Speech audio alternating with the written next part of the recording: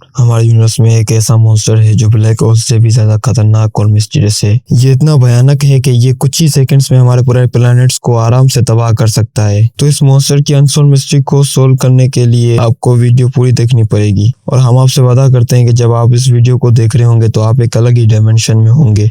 इस यूनिवर्स में सबसे चमकीली चीज की बात करें तो आप में से ज्यादातर लोगों का आंसर होगा हमारा सूरज, और दूसरी तरफ लोग बोलेंगे कि सुपरनोवा एक्सप्लोजन इस यूनिवर्स का सबसे ब्राइटनेस इवेंट होता है। सुपरनोवा एक्सप्लोजन यानी कोई सितारा जब अपनी मौत के करीब होता है तो वो स्टार सुपरनोवा एक्सप्लोजन के साथ खत्म हो जाता है। गैलेक्सी और यूनिवर्स में जितने भी प्लैनेट्स हैं वहां तक इस सुपरनोवा एक्सप्लोजन की रोशनी जरूर पहुंचती है। जैसे कि हमारे गैलेक्सी में मौजूद बेटलग्यूज स्टार आने वाले लाखों सालों में सुपरनोवा एक्सप्लोजन से खत्म हो जाएगा, तो इसकी रोशनी कई दिनों तक हमारे अर्थ तक आती रहेगी। ये स्टार इतना बड़ा और पावरफुल होने के बावजूद भी ये यूनिवर्स का सबसे ब्राइटनेस ऑब्जेक्ट नहीं है, बल्कि इससे भी कई गुना ज्यादा चमकीला होता है गामा रे बर्स्ट। ज्यादा यानी gamma ray burst supernova explosion से भी काफी ज्यादा ब्राइट होता है, पर गामा रे बर्स्ट कुछ ही मिनट तक अपनी ताकत दिखाता है, बट ये कुछ ही मिनट्स काफी होते हैं किसी भी प्लैनेट्स को खत्म करने के लिए। अगर यही गामा रे बर्स्ट हमारे अर्थ से कई लाइट ईयर्स दूर फटता है तो क्या हम इस हालात में अपने आप को बचा पाएंगे?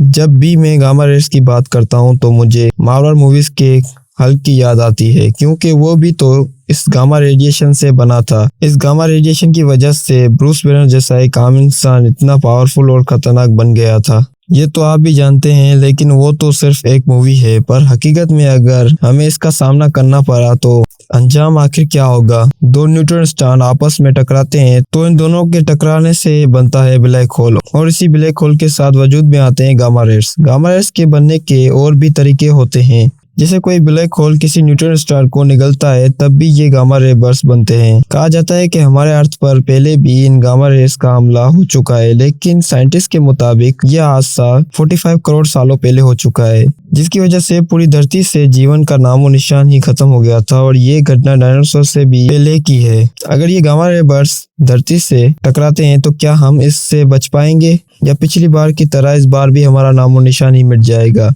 वेल, ये डिपेंड करता है कि आखिर गामा रे बर्स्ट हमारी धरती से कितने दूर हो रहा है।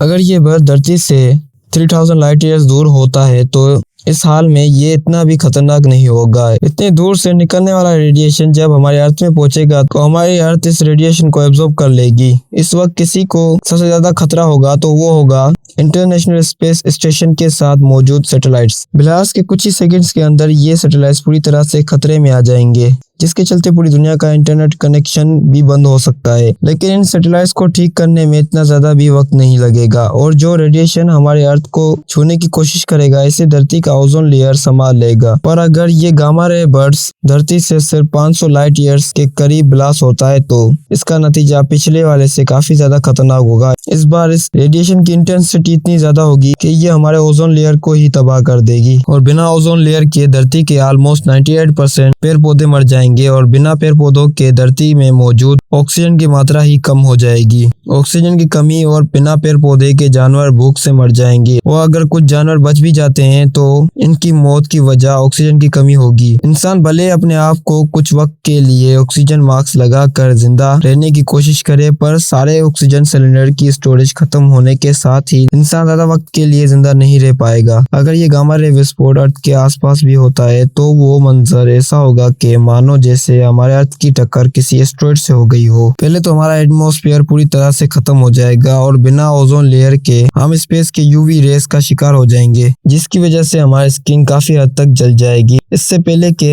हम ये सोचें कि इस खतरनाक एटमॉस्फेयर को कैसे ठीक करें, इतने वक्त में ही हमारी अर्थ और वीनस में कोई फर्क ही नहीं रहेगा। मगर गामा रेस में एक अच्छी बात है, अगर किस्मत अच्छी रही तो हम बच भी सकते हैं। दरअसल गामा रेस का वेवलेंथ काफी शॉर्ट होता है, तो इसके चलते गामा रेस धरती के बिल्कुल पास से गुजर सकता है बिना कोई धरती को नुकसान पहुंचाए। लेकिन इस हादसे में हमारी किस्मत बहुत ही ज्यादा अच्छी होनी चाहिए, तभी हम इससे बच पाएंगे। गामा रे बस इतना ज्यादा खतरनाक होता है कि धरती पर सुनामी, अर्थक्वेक, वोल्केनो विस्फोट इसके सामने फीका पड़ जाएगा। अगर कोई गामा रे बर्स्ट हुआ तो अर्थ के बाहर मौजूद सैटेलाइट इसे डिटेक्ट कर लेंगी और हम तक वो इन्फॉर्मेशन पहुंचा देंगी कि बहुत ही जल्द धरती का सामना किसी गामा रे बर्स्ट से होने वाला है। लेकिन ये जानकर हमें कोई फायदा होने वाला तो नहीं है, क्योंकि इस मॉन्स्टर से बचने के लिए हमारे पास कोई ऐसी टेक्नोलॉजी नहीं है। जैसे जैसे ये बीन धरती के करीब हो रहा होगा तो प्रोटॉन्स पार्टिकल धरती के ओजोन लेयर को खत्म करते जाएंगे। ये प्रोटॉन धरती पर केमिकल रेडिएशन करना शुरू कर देंगे और हमारा आसमान इसी ही कॉस्मिक रेडिएशन के चलते धुएं से भर जाएगा। स्पेस में मौजूद जितनी भी कॉस्मिक रेडिएशन है, इन सब से बच पाना नामुमकिन जैसा हो जाएगा, जिसकी वजह से अर्थ के सारे इलेक्ट्रॉनिक डिवाइसेस तबाह हो जाएंगे। और आज से